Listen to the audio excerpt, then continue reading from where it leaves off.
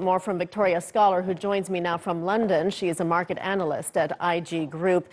Victoria, thanks so much for being on the show today. All eyes are on Brexit today. Investors got good news as Theresa May won last-minute support from the EU for her deal. But if MPs vote it down, the EU Commission president has warned there is no third chance. How might we see markets react today?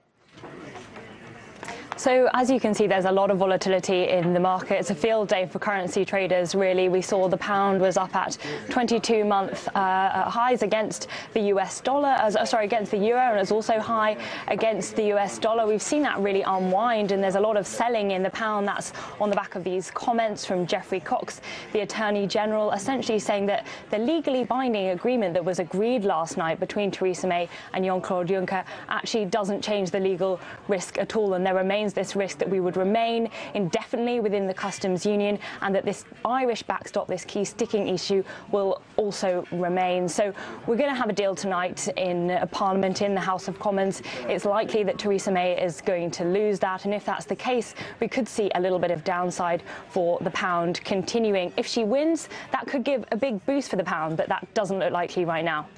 A lot of volatility that we're expecting today.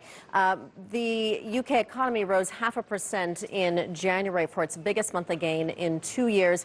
Is this a sign that consumers are more confident about Brexit than perhaps investors are?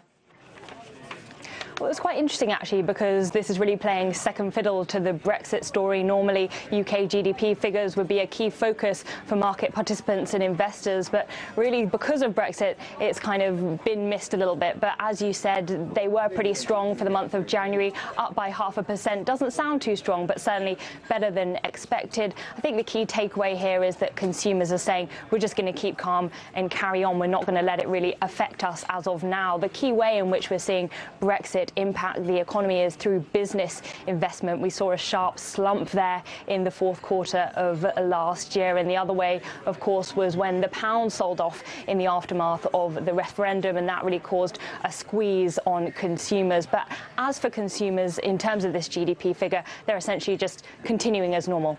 Okay, and Victoria, one last quick question, if you can. Beyond Brexit, what's the outlook for the UK economy? Do you think investors will be turning more towards safe havens amid uncertainty?